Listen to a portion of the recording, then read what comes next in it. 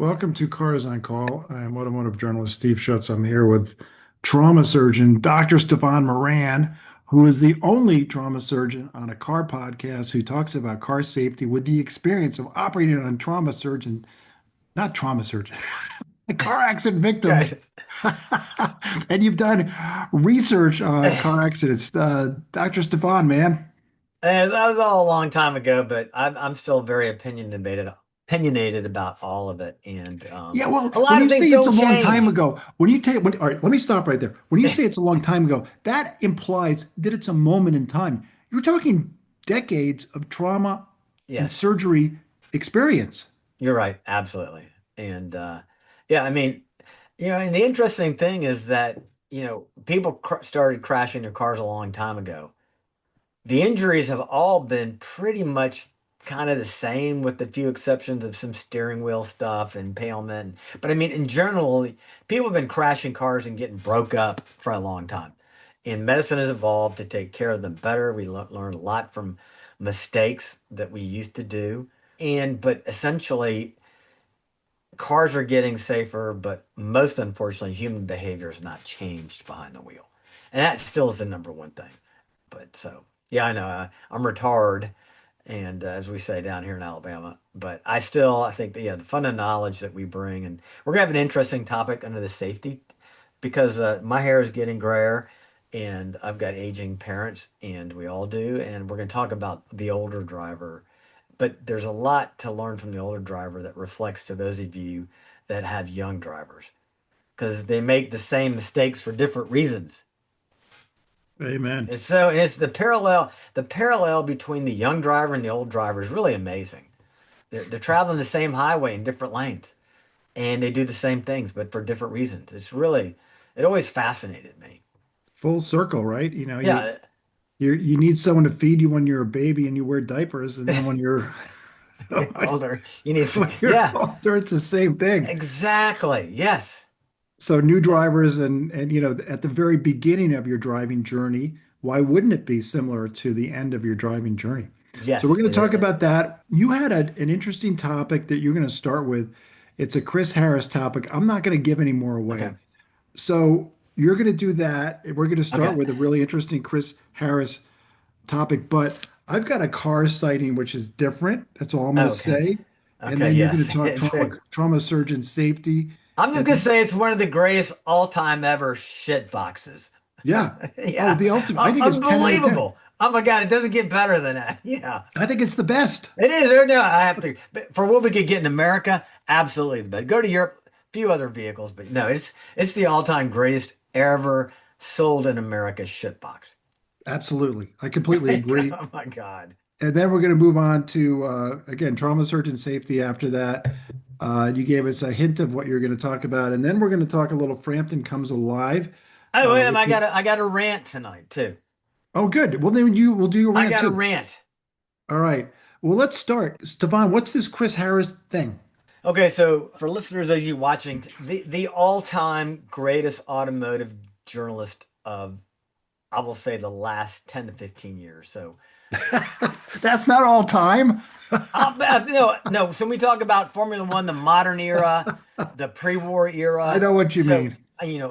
because yeah, the great, I mean, David E. Davis and Peter Egan, but that was a different era. Okay, Paul Lafrere, different era. But at the time, I still enjoy reading their stuff. But the stuff they're not. There's no new stuff coming out because they're 6 feet under. But the journalist, but he's really more of a video journalist than I he think for is. print, I'm going to say George Cocker, and then you can say him for video. Yeah, exact. George Cocker, yes, absolutely. And for some reason, my car subscription ran out. I hadn't read George Cocker in years. I need to look. He was my favorite written journalist today. But in this new realm of social media, Chris Harris is the dude. He's the man. He does podcasts, he does videos, he's on YouTube. And just look up Chris Harris on YouTube. And if you like Formula One at all, look up Chris Harris and Max Verstappen. One of the best segments where you get an insight as to two different individuals that give you an appreciation of who they are. And I never liked Max until I watched Chris Harris interview Max. And Chris brings things out in people he talks to. because he gets behind the wheel and he's a total baller behind the wheel. He slides the car, amazing control. He races, but he can also describe his automotive passion to you that will connect with you. He speaks our language. And even if you're not a total enthusiast, he will get to you. He will. And so Chris Harris, anyway, he's got a podcast, Chris Harris and Friends. A few of the other people on the show are a little bit pedantic at times, but I listened for Chris. And he came up with this idea. He said, guys, what car would you have as a daily driver if it was invisible? So this is a car you want to really have and own and drive, but you're too fucking embarrassed to be seen in it. Okay. And I thought, oh my God, there are so many I cars. love this. I love this. I was like, I've never thought about it this way. I'm like, I see these cars, I'm like, oh my God, I would love to have that car. But then I'm like, oh my God, Ellen saw me in that in the driveway. She'd be like, no, no, no, no, no. And then I'd be deathly embarrassed everywhere I went in it. So we're going to do two things. We're going to do 5 dailies and we're going to do Sunday car. So the Sunday car is the car that you take out for a drive, just to go experience driving a vehicle. It's all about the car, but you wouldn't want to be seen in it. I mean, maybe pull up to Cars and Coffee, okay, as a one-time outing, but you're not going to take it out every Sunday because people are just going to be looking at you. I'm sorry, I've got text coming through. And I'm just going to say real briefly, so life throws shit at you all the time, and I learned this in trauma. But when you think you're having a shitty day, there's a lot of people having a much shittier day than you. So there's a lot of shit done to me today, but we're gonna move on. Well, let me just say this because there was a really interesting during this would have been the early days of COVID. Everyone did different things, and Lexus did something really interesting, and they released the results, which was, I thought, fascinating. They had these, no, it wasn't, it was before COVID, doesn't matter. This was not too long ago. They decided they're going to pick a Lexus owner somewhere, and they did this like 4 or 5 times around the country, and they're going to host dinner at this Lexus owner's house. And they just said, hey, have, you know, 4 other couples over for dinner, and Lexus is going to host it. And we're just going to let you guys have a conversation. We're going to talk about cars a little bit. We're going to talk about Lexus a little bit. But it was hosted by a Lexus owner and Lexus together with other people there, just like a dinner party that we all have. And one thing they said as a result of that was they were really, really surprised to find out how influenced Lexus buyers were, and these are successful people, how influenced they were when they bought a car by their adult children's opinion. And they didn't want to buy a car their adult children didn't approve of. We all do this. We buy a car and it's influenced by how we're seen, how we think we're going to be seen, how we're going to be judged. And what Chris Harris is saying is take the judgment away. And when you brought this up, Stefan, I'm like, that's really hard to do. Yeah, it is. I mean, I think about it it's why I bought a Bullet Mustang instead of a Shelby GT 500 Super Snake. Okay. The Bullet is incognito. It's a Mustang. I couldn't GT 350, GT 500 Super Snake. Oh yeah, hell yeah. You talk Roush, about what? the Arlie coffee shop, right? Yeah, exactly. What can pass muster at the coffee shop? Sorry, you ready? So I okay, so I tell you, I was excited by this because this is it's a different fantastic. vehicle Yeah. than I would have bought by myself. So yes, go ahead Yes. and give All me right. your list. All right. So we're gonna start. Let me just share here, and I got give me. And once again, this is I'm dealing with a lot of. All right. It's remarkable to me while you're pulling that up. It's remarkable to me just how different the vehicles are from the vehicles I actually own and the Yes. vehicles I would allow myself to own. Okay. So here we go. So I did my daily list. So Whoa. this is a daily driver. Okay. So for me, daily driver means you can take groceries. You can throw some stuff in the trunk. You can throw in one passenger, maybe four if you need to. So this is a daily driver. So I started off, I said, some days I kind of wake up a nasty old curmudgeon and I'm just pissed at the world. So I want a raw, nasty, just in your face kind of car. So number five came in the AMG Mercedes AMG GT63 Coupe, 577 horsepower. This is kind of like a Mustang GT on super steroids with MG finesse. Very stylish car, absolutely gorgeous. It can be a great cruiser, but boy, it can get nasty really fast if you want to. Have you ever driven this car, Stevo? I've never. I've seen it. I I love it. I like it. I tested it and I did a long trip on it. I drove a 2.5 hour drive on it, 2.5 hour one way. So I went, it was 5 hours in the car and it was long legs, a great ride, great engine. It was really good. It was at least as good as a 911 on a long drive. I love this car. Has a better exhaust note. When I was finished with this car, I thought I'm going to get this instead of a 911, but the answer was I didn't because it doesn't have a manual. Right. But Yeah. Stefan, this is a great pick. So now I'm like, But okay, you don't want someone to see you, right? I mean, I don't people want are to going be to seeing stare. that. No. And You then I'm can't pull like, up to the okay, coffee shop. I'm the wood surgeon, right? I got to pick up some tools. I got to pick up some wood. So what would be my next number choice at number four? Yeah. Audi RS Avant Wow. GT Special Edition. 627 horsepower, all-wheel drive station wagon. But no, no, no. It can't be seen. So I'm not getting the black one you see here. No, no, no. I'm getting this one. Check out this paint job. This is white with the full-on Audi racing orange and gray stripes all over the thing, white rims. That's like the Dude, rally cars from the 80s. this is exactly. I mean, how badass is this?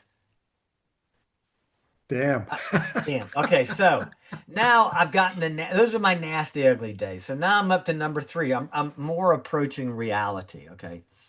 So these are my normal days. So the normal days, here we go. Okay, Rolls-Royce Cullinan. I mean, Wow. absolute. And this color's pretty. It's just kind of like I don't know what you call it. It's kind of orangey, pinkish. It's I actually kind of like this color on this giant Luxo barge. Suicide doors on an SUV. This thing, and here, look at this interior, man. Oh my God, nobody does an interior like Bentley and Rolls-Royce.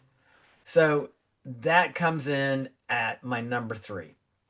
But you know what my number two probably going to be. Oh, I gotta get it right here. 'Cause my number two is going to be a I Mulliner. figured that was coming. Yeah, the Bentley Continental GT, two-door, all-time world's greatest two-door coupe. I would not want the 22-inch rims. I'd want 20s on it. I'd get the Mulliner spec, which is the super high-end luxury interior, bespoke everything. But even though it's invisible, okay, I do a debadged Bentley.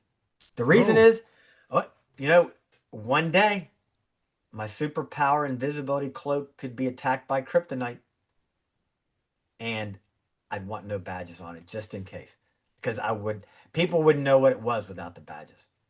They're looking at it and they're going, Aston Mustang, what is this two-door coupe?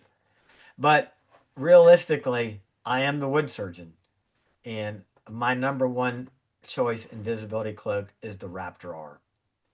5.2 supercharged, 720 horsepower, 37-inch tires, any matter blue metallic.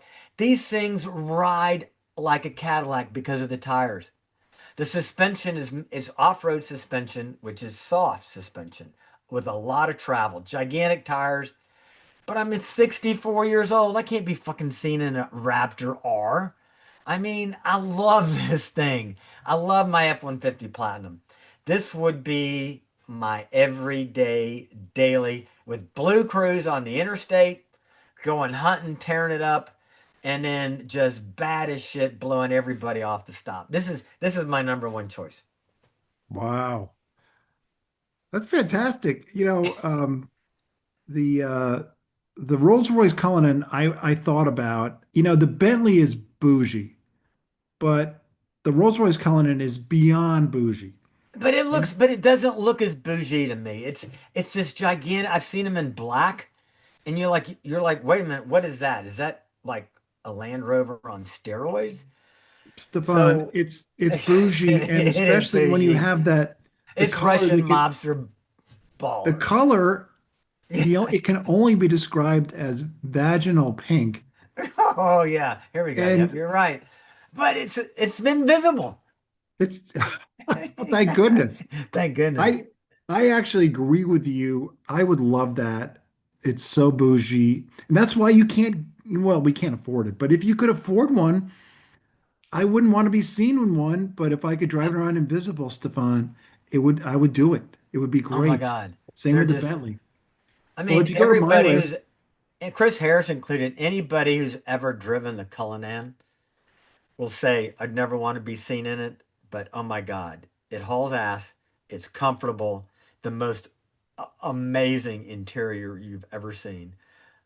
Everything you touch feels bespoke. It is, it's like, it's just, it's the Rolex Daytona of automobiles. It's just, or some say a paddock.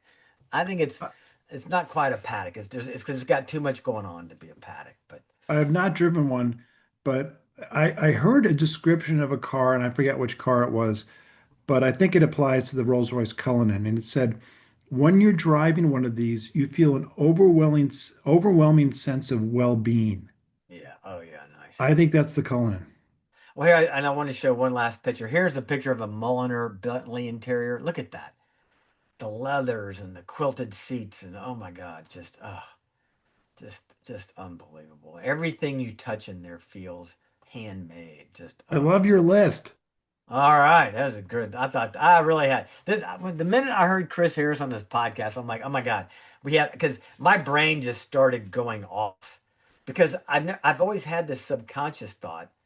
God, I love that car. Oh my God, but I We can't be seen in it. we live our lives in so many ways We more live defense. modestly. I mean, honestly. I mean, No, but we live our lives more defense than offense. We yes, don't want to exactly. offend Yes. people. We're more on defense than we are on offense, and you don't want to be judged. I learned that especially when I moved to Arley out in the country, going to the coffee shop, going to the grocery store, going to the hardware store. Unlike living in Mountain Brook, Birmingham, high affluent area, which I still never felt as low as cars are, but I really think I about what I drive. I don't think And it's necessarily a bad thing, but it's true. And yeah. if you look at my list, it's All similar to right. So yours, let me get your but list here. we do Uh, live these lives where we don't want to be judged and we don't want to deal with being judged. yes. And we do change our decisions based on that. So Yes. my list is All right. very similar. All I right. started with the All right. bougie. Okay. Hold on. Hold on. I'll Let just me get describe it. It's you. okay. All right. Good. You just start describing. I'm gonna pull it up. I'm working on Yeah. I started with I thought, no way am I going to do a Bentley coupe. That's stupid. So I did a it. Bentley sedan. Dude, oh my God, the flying spur. I thought Yeah. about, I really honestly thought about the flying spur, but I'm just a two-door coupe guy. Yeah, I just thought, I Oh like my this the God. length of a sedan. So I've driven many nice sedans and I wanted a sedan. It's got a longer wheelbase, but it has all the interior accoutrement that you were talking Yes. about. So my number This is one my was a this is Bent my car with two more doors. right, yes, and a longer wheelbase. Yes. And Which then makes it more comfortable. moving down, I'm too old for WR I'm too old for a WRX STI. I've driven several WRXs and STIs over the years. And the last time I wrote about one, I said, in a world of Roger Federers, this is a John McEnroe. Oh, I like that. Yeah. It is Cat-like nasty. reflexes, nasty. It is nasty for no reason. It doesn't need to be. It just is like, fuck you. And it like it's got a stupid now the new one is better. Not no, it's not better. It's quote unquote better. But the classic one, and this is like a 2012 that I have here. This one, I wanted to get the hatch because they no longer offer the hatch. The hatch, I just like the look of better. Oh This yeah, it looks car good. does nothing until 3,500 RPMs, and it goes fucking crazy. It Is that just a goes from flat six or a flat four? it's a flat four. It is Okay. slow. And then the turbo kicks in and you're like, oh shit. and it's just nasty. And I love it. I love it. And Yeah. when I've I test need to driven it, drive one. I feel stupid because I'm too Yeah. old. Yeah. Everyone who drives these is at least 30 years younger than me. Yeah. That's a good, I So I'm like that. like, That's a great one. I got to be invisible for this, but Yes. damn, I love that car. Yeah. All right, moving on. Here we go. We were exactly right. Not just the Raptor The R. R has to be the R. Yes. Yeah. You V8 mentioned, American FE, a big block Ford motor. yeah, it's the GT The- 500 engine. By the way, you mentioned the horsepower. I'm going to mention some other numbers, Stefan. Okay. Fuel economy, 10 miles per gallon. Hey, that's better than the Ram. It is better than the TRX, but Yeah. I I love this thing. It's so stupid and it's so obnoxious. It's just, This yeah. is this is just the camo hat, the the concealed firearm in your side. I mean, it's like so politically incorrect, and I love it. But I've talked about Joel Pickett, my favorite neurosurgeon in the whole world, who had some unbelievable quotes. And we went to races together. He's a jet pilot. We flew to Talladega in a Czechoslovakian fighter jet with him behind the stick. But he has owned every Ford he has. He has a Ford GT. He said he bought the first Raptor when he came out. He goes like, yeah, it was a lot, but he said, let me tell you, it's the most comfortable truck you will ever ride in because of, Right. like I said, suspension travel and the tires. He says it just floats down the road and you don't feel anything. That's why I'd want the Raptor R.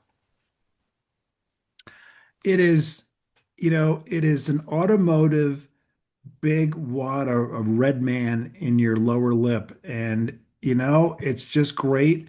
That's Um, Copenhagen in the lower lip. Red man goes up in the cheek. oh, okay, it doesn't matter, man. It's just awesome. It It's just is. great, and I love that we agree on that. That makes me Yes. happy. Next one is, I hate to say it, and this is like the car enthusiast in me. I want this to be invisible because I don't want the car enthusiast friends like you Yeah. to see me driving this. We This is drove the that. Is that the one? Did you have the Turbo S when we drove in Birmingham for the Porsche driving school, or is that just a It was just regular? a, it was a Porsche Taycan total electric. That was not the Turbo S. It was the 4. Okay. Doesn't matter. I love this car. The Porsche Taycan drives great. It's Yes. quiet. It's super fast. It's It's amazing. ridiculously fast. Yeah, it's ridiculously fast. On the highway, it's incredible. So I want to be invisible so my car friends don't see me driving it. So that's on my list for that reason. But I absolutely love this car. I'm ashamed to say it. Yeah. Love this electric Porsche. And then the last one, Oh yeah, absolutely. standard S class. Yeah, it's got to be Yeah. the AMG. I decided to get the Yes. AMG version, which has a 4-liter twin turbo V8 with hybrid assist. So it's got, let me see the number of horsepower. Yeah, 800, it's 791 horsepower, but I'm not getting it for the power. It's bougie like Oh, the Bentley, but it's less bougie, I guess. yeah. But I feel like to drive this, you need to be 83 years old. I, It's embarrassing. I really thought about putting the S class on my list because if you've ever, my dad had an S class Mercedes. He had one of the last Bruno Sock designed S classes, and it's just it's the ultimate culmination of a four-door sedan. It's the ultimate four-door sedan. There's nothing beats that So for we're getting really everything. short on time. So let's do a All couple right. of our Let's our do your Sunday Sunday weekend cars. weekend I just roll cars. in. We'll talk less. You go ahead. Here we go. Okay, Lamborghini Oh yeah, Gallardo, yeah. Oh yeah. 2010 Lamborghini Gallardo with a gated manual. This is a stupid car, and you're stupid to buy it because it makes no sense and it breaks down, and you're all constantly fixing it. I don't care. I fucking love it, and I don't want anyone to see me in this, but boy, would I love this car in the weekends. I would love just driving to the store and then driving on a twisty road. Yeah. No one sees me. I can't admit that I own this, but I I want agree it. with And then you. the next one, I Oh, hate, hate convertibles. You know why, Stefan? because I'm judged. I Oh, they don't see want you. people, Right. They see you. You can't hide behind tinted windows. I want people to see me. I Yeah. specifically, my 911, my M3, all my cars, I hate sunroofs. I don't want the light coming in. I don't want people seeing me. I want to be invisible myself. And the Cabrio, it's great. The wind is in your hair. You get to experience the car, the Yeah. sound, the feel. But if no one can see me, then it's okay. And then you don't want your neighbor Karen seeing you with somebody else besides your wife in the right front seat. I would never do that. But I know that, but I'm saying, I feel and ashamed that I yes, don't it want to is. be seen, but I Yeah. don't want to be seen. And this Yes. is my thing. Like, if I could be invisible in this car and the car's invisible, I would enjoy the experience of a cabriolet. I just can't Yes. do it. That's why I drive a 99 Miata Cabriolet because they just think, people just laugh at you.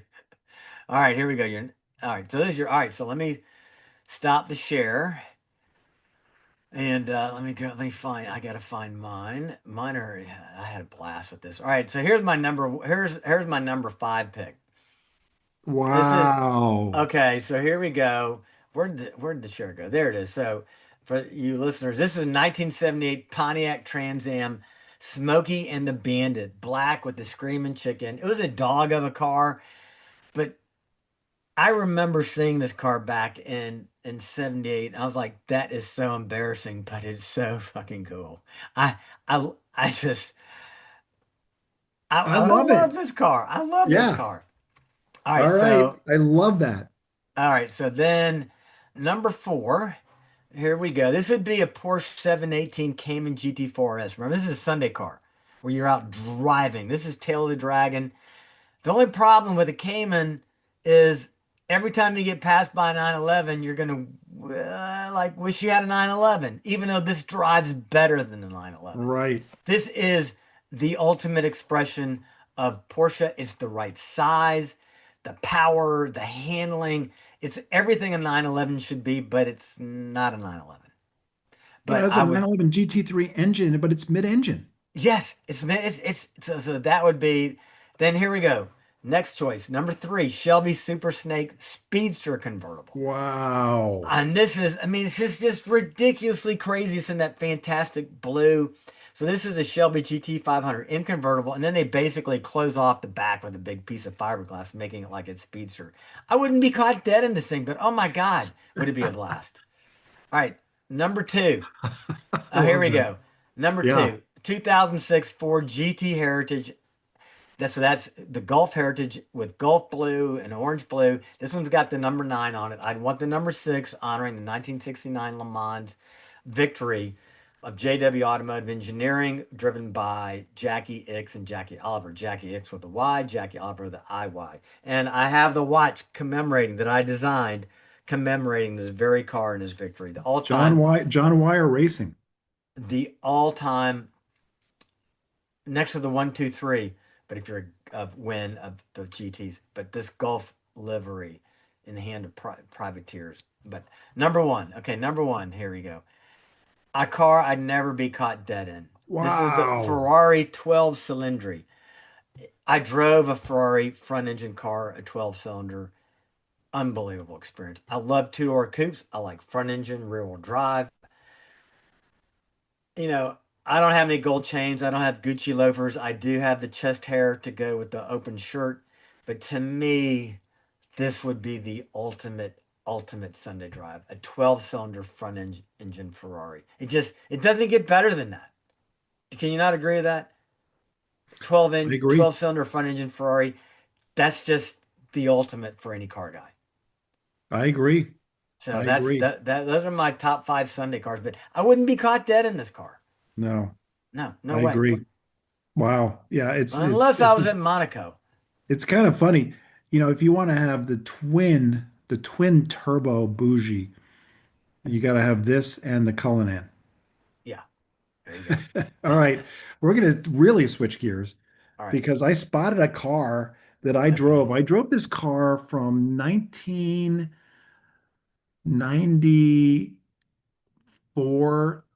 to 1995. I drove it for a full year, And I did it because I was trying to save money. We had just bought our first house. We had two kids. I was in the Air Force. I wasn't making any money. Mm. And we were just hand to mouth and with babies. And so I borrowed this. My mom had two Geo Metros, 1990 Geo Metros, and I borrowed Oh this my God. blue piece of shit Geo Metro coupe. And I drove for a year, and then I would have driven it longer because it was actually fine to drive. I didn't mind it. It was very well built. It's a Japanese car built in Japan. It was very well built. Oh, I thought they were Korean. No, this is a Japanese car built by Oh. Suzuki. And it was honestly, I admired the build quality. The engine was incredible, but I just knew, and again, we were friends back then too. We were friends longer than that, but I just knew if anything hits me in this, I'm dead, or I'm Yeah. gonna get injured and my career will be over because I work with my hands. Look at that. It's the worst interior ever. I'll give you some numbers here.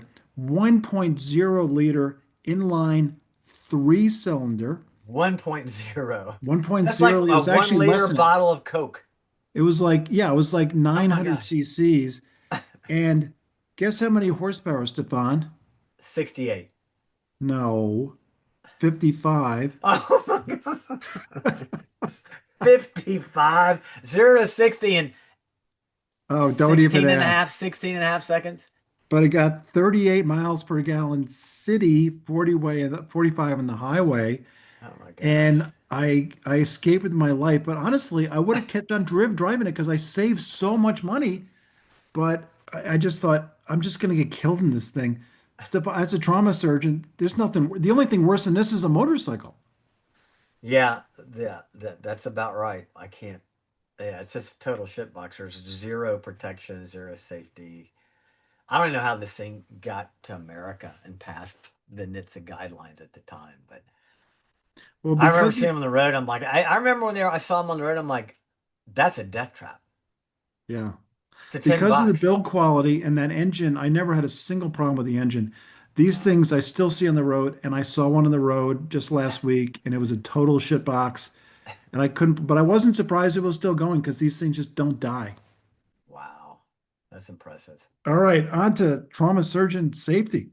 All right, let's talk a little bit. We're going to we'll move quickly here. So, a great article. It made Apple News. It came from Jalopnik, and it got picked up by lots of different media. But basically, it's older drivers are more likely to make these dangerous mistakes. Okay, so I'm talking about the old driver, and what's great is the picture is an elderly lady with a helmet on and a Shelby 427 Cobra, which I think is wonderful. But there's a Wow. big article came out in the Journal of Neuropsychology, which is a peer-reviewed journal of the American Psychological Association. And as you would imagine, driving errors increase significantly with age. I'm an aging driver, and I've noticed some mistakes that I've made. But they look at the oldest group, 85 to 89. They made critical driving errors at 4 times the rate of the youngest group studied, 70 to 74. So think about it. Error rate goes up 4 times from 70 to 74 to 85 to 89. That's a big jump. And Insurance Institute for Highway Safety picked up on this. And they said that in their data that older drivers are more likely to end up in a fatal crash compared to middle-aged drivers. Another big journal, Accident Analysis and Prevention, they found that age 75 drivers 75 and older had a lower crash rate per mile driven once you counted for mileage, but suggested that age alone doesn't make drivers more dangerous. Even though this isn't always the case and there are more variables at play, there are certain mistakes older drivers tend to make more often. So older drivers drive a lot fewer miles, a lower crash rate, but when they have a crash, because they're older, it's a lot worse. They're a lot worse off. Number one, the most common senior driving mistake is failure to check their blind spots.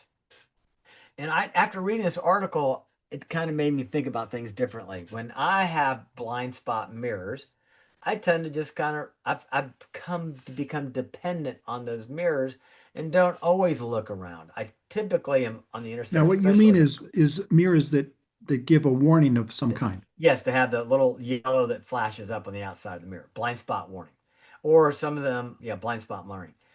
So I'm always checking my rear view mirror on the interstate, knowing who's coming behind me. So I'm trying to be very cognizant. But that's the most common driver that elderly drivers made. They change lanes, changing and merging, and don't always see the other car. Another big office that looked at this, they found that blind spot monitoring systems do reduce lane changes crashes by 23%. And they made the point that's really important, especially with these blind spot monitoring systems, because as you know in your car, Steve, so we have more and more airbags in cars. The airbags and the safety cage makes what we call the A pillar is the part that comes up from the hood of the car up along the windshield to your left. The B pillar is the behind you on the front door, and then C pillar is behind the rear door or behind the back window. Blind spots on cars have gotten bigger and bigger.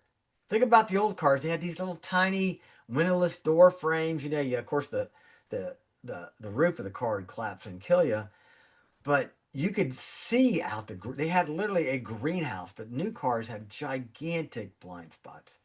And they did, and another company said, well, let's look at this a little more. They did a simulation study. They said that older drivers maintain longer following distance compared to younger drivers. I mean, they don't draft like a lot of us do. And so that can work as a compensatory strategy to reducing risk. Second most common for drivers was veering across lanes. Um, NHTSA and the Federal Highway Administration said about 17,000 fatalities a year as a direct result of lane departure. And older drivers 65 and older are three times more likely to be involved in lane departure crashes where you're leaving the lane. They all of a sudden they realize they were supposed to have turned, so they just kind of turn when they shouldn't be. You've seen this before. And once again, this is where the ADAS systems can help. These are the automatic driving systems that if you change a lane without using your blinkers, the car is going to scream at you, just like my mother-in-law doesn't like. That's important because a lot of these lane changes are made last minute without blinkers. So these systems are warning you that, hey, what are you doing? Your blinker's not on. Why are you changing lanes? And then, down here, and especially, you drive in Europe, you come to America. Nobody in America uses their damn turn signal. Okay. And older adults are not as good as using turn signals as younger drivers. And what percent of Americans do you think don't use their turn signals overall? 50%. Exactly. Perfect. 50% of Americans do not use turn signal. But think about it. Our brains are associated. If the vehicle's ahead of us, if the blinker comes on, it's doing a lane change. If it doesn't have a blinker on, it's not supposed to change lane. All of a sudden, you're next to it. The dude or dudette comes over. That's a big deal. All of a sudden, you jerk the wheel. So, next on the list is judgment errors when turning left. I've talked about this. Older adults, when they go to turn left, they just don't see the cars coming and they pull out and they get hit. Younger drivers think, they can make it and they don't have the time because they don't have the experience. Left-hand turns are problems with pedestrians, pedicyclists, cyclists on vehicles in turn lanes. That's another big problem. And left turn intersections account for 22% of all police reported crashes versus 1.2% for right turns. Think about that. Right turns, 1% of crashes. Left turns, 22%. So that makes a left-hand turn 18 and a half times more dangerous. That's why when my kids were learning to drive, they were not allowed to turn left anywhere unless it was a stop light or a stop sign. Because I knew these It's like a statistics. This is like an advertisement for roundabouts, number Oh, one. absolutely. Yes. And then number They, two, the UPS algorithm, when they're delivering packages, deliberately minimizes left turns. so what percent of UPS turns are right percent? What percent are left percent? Or left Yeah, I turns? know UPS, they make it so it's like 1% of their turns are left. So They it's actually deliberately, 90%. It's 90% are right hand turns, only 10% are left hand turns. yeah, they do that on purpose. Purpose. And it works. And then the other thing is older drivers drive too slow. They're less drive aggressively, but like I talked about, speed differential is huge. You don't want to be doing 55 in a seven when the interstate is marked at 70, like my sister-in-law talked about. Oh, when I drive at night, I'm safe. I go slower than the speed limit. I said, no, that's actually more dangerous. Okay? You have to go with the flow of traffic because if you're not flowing with traffic, you're an impediment to traffic, and somebody's going to combine you too fast, hit the brakes, or have to jerk the wheel. So that was fast, but those are the big issues with older drivers. They're very comparable a lot to younger drivers. Younger drivers are driving too fast. Older drivers are driving too slow. They both make mistakes turning left. So very some interesting commonality. But these are all things that I would expect to occur with older drivers. But they're things that it's important to understand for the older driver that these are the mistakes that you make, and that's why I told my parents, I tell everybody when I did my safety talks is the older driver needs a co-pilot because when I ride in the car in the right hand seat, I want to stay alive. I'm just making sure the person in the left hand seat isn't doing something stupid, or I'm looking for cars that are going to blow through the intersection because I want to survive. So, but in the older adult, two sets of eyes is far greater than one set of eyes, and so older drivers need a co-pilot who's attentive, I love paying it. attention, very important.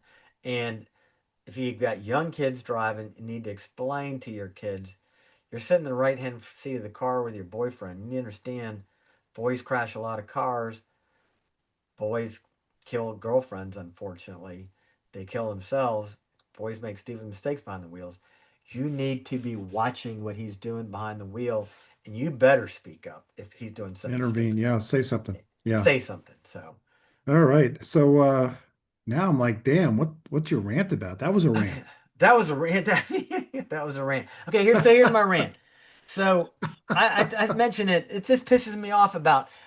I grew up with my dad, and dad was he a shade tree mechanic. He would turn the wrench and he would try to advance the points on the car and change the do that But he all kind was of an basic stuff. but at base he was a pilot at base. Yeah, at base. But my Bullet Mustang, you cannot jumpstart the car and you cannot change the battery yourself. What? You The can't jump start changing it? these batteries when they go dead, the voltage draw is so high, you have to have a massive jump starter. Okay, it's very, very hard. If you kill a battery on a new car, even if you connect it to another vehicle, you may not be able to jumpstart because it cannot generate enough amperage to do it. And that pisses me off. You can't even change your own freaking battery. And then my buddy Ed, who's got lots of cool cars, he bought his wife a new Lincoln. What's the Lincoln Expedition? Lincoln version of the Expedition. Uh, Navigator. Navigator. And he went, he got to change oil the first 500 miles. So he went to change the oil at home, which he changes on all his vehicles. And it has a plastic oil pan with a one time use only drain plug. Oh no. So he had to drive 40 minutes to get a freaking drain plug on a Monday morning when the Ford dealership opened to get his car running again. So today I got a local mechanic named Jimmy. His dad was Willie. The place is called Willie's, and it's just a good old fashioned mechanics. And my buddy has a old ski boat, like 30-year-old Nautique, I mean, Mastercraft 190 Pro Star that we slalom ski on. It's got a small block Ford in it, 302, and he still had points distributor in there. So for you, I don't want to try to explain what points versus, but he wanted to switch it out to a brand new electronic distributor, which is what I did on my first Cobra. I'm like, yeah, we can do that, but the motor goes back. It's a boat motor, so it runs backwards than a regular car. And I'm like, let's just take it to Jimmy. So he drove it down there to Jimmy, and I was telling Jimmy about this drain plug. He goes, yeah, do you think that's a problem? He said, cars now have plastic valve covers, plastic intake manifolds, plastic transmission covers, plastic oil pans. He said, I had a car in here that wasn't that old and I had to do some valve work on it. I took the plastic valve covers on, put it back on, and there was a microscopic crack in the plastic valve cover that you could barely see that made it leak. I had to go get new plastic valve covers. He said that would never happen with the metal cover. So this whole new car thing. So we've gone from shade tree mechanics, which I consider myself a shade tree mechanic. That's where you see a car in 4 blocks underneath the tree in front of the house where the guys trying to change the brakes and do all this, which I used to do on my cars, but shit, you just can't do that anymore. But here's what you people can do now. Everybody now is a plastic surgeon with their cars. You can buy a shit ton of aftermarket parts for your car, and you can just kind of attach all kind of shit to your car. And here's the world's greatest GPT generated example of that. This is a this is a Jeep Wrangler, and I said, Chat GPT, put everything you can possibly order and bolt it onto a Jeep Wrangler. And I mean, so this is what you can do. You can't lift the hood, but you can unscrew a part on the outside and screw on a new part. Is this not hysterical? I mean, look at that thing. It's got like 10 LED lights across one bar, like 20 across the other. It's got LEDs everywhere. It's got the roof rack. It's got the door hinges changed from black to red, and it's got tow hooks. And but this is what you do. This is what you can do to a car today, is basically put aftermarket parts like, like boobs or fillers or Botox, whatever you want. That's what you can do today. But opening up the hood and doing something mechanical is just fraught with potential disaster. So that's my rant. I'm my new the Cobra that I'm getting, my 65 Cobra. I can lift the hood and work on that car. Um, Less is more. I think that this kind of speaks to where we're kind of headed, which is even for enthusiasts, have a car that just gets you there and back, and who cares about what's in it? It's all software and it's all tech. I bought a new Lexus SUV last year, and it is the opposite of an enthusiast car. But I just go back and forth in bad weather, snow. I don't have to worry about anything. But at home, I've got a 911 that's an enthusiast car with a manual transmission. And my next car is going to be an older sports car. And Stefan, you have your old Miata and you're going to have your Cobra. Those yeah. are less is more. Oh my God, that's why. My 99 Miata, I changed out the exhaust. I changed out all the lines to braided lines. I pulled all the calipers off and painted them. I put roll bar in it. I changed out the gauges in the dash. I put in a new coil, put in new wires on it. And it's easy. I can work on it. Talk about your Cobra. There's no software, Well, unfortunately, my Cobra's got software because so but not um much. Well, the only software my Cobra will have is so Jim Inglis is the guru of what's called eight stack injection. So if you're seeing a car that's got eight cylinder with eight carburetors sticking up, that's what's called an eight stack. And Yeah. the classic eight stack is a Weber carburetors. The problem is for Weber carburetors, the stack is a tall stack because there's a lot of mechanical stuff in there. I did not want a hood scoop on my Cobra. Did not want it. I didn't want that boy ratio. So in order to have short stacks or velocity stacks, I had to go with fuel injection, which means it's computer Yeah. programmed. But Jim Inglis he said, let me tell you, if I was building a Cobra, I would do the Holly electronic fuel injection. You get one program in, you set it, you will never ever have to do a thing with that carburetor intake ever. So the Yeah, look at Webers, everything else. There's yeah, there's no that's it. There's no hybrid assist. You have a manual transmission. You have a bare bones sports car that you can work on yourself. I don't even have any like brakes, which is kind of scary. But Right. yeah, nothing. I don't even have power steering. Nothing. That's where we are now. Less is more, and we're all And starting to realize, okay, new cars, you can't get it anymore. Now we're all looking backwards. so daily driver, you want the latest greatest. Your Sunday driver, you want it as raw as possible. Just as Amen. raw as possible for Sunday. That's what you want. Because you just want to feel, be enveloped, smell the fumes, hear the exhaust. Because you're just simply going out on a Sunday, tail of the dragon, cars, for the pure pleasure of the experience of interacting with a mechanical thing that you have now personified and given it a name, fallen in love with. Say no more. Less is more, Yes. and actually, less is really more. Because what Yes. do you get? And again, I'm thinking mostly of your Cobra. What do you get? You get this sound. You get this feel when the clutch, The the vibrations. yeah, the clutch, the shifter, the smell, all of this emotional, sensational, whatever, all that, this sensation, emotion, it's all there. And it's all stuff that you just don't get. Even with that, supposedly with that Jeep you have a picture of there, you're off road, but you're not really. You're so insulated from what you're dealing with. You're insulated from the rocks and the road where you are. Less is more. It's the way it should be. So, all Oh, right. Well, just let that be excited. the last word. I think that's all we have to Yeah. talk about. Let's just call it a day. Hey, everybody. Thanks for tuning in. And lots of thoughts and prayers for friends of ours out there. And just remember to subscribe. That way you'll get a notification when we post something new. We I'm out next week, but in about 10 days we'll record another one. And I hope I can come up with as good a topic as tonight, Steve-O, because boy, we had a great rant, a great safety. And the invisible cars is that up there, that is right up there with me as the cars you would take to your high school reunion. Or not want to be seen, like Patrick said, in a Honda Accord. Why? Because you're still living at home and you had to borrow your dad's car. So this topic tonight was right up there with that for me. This was just fantastic.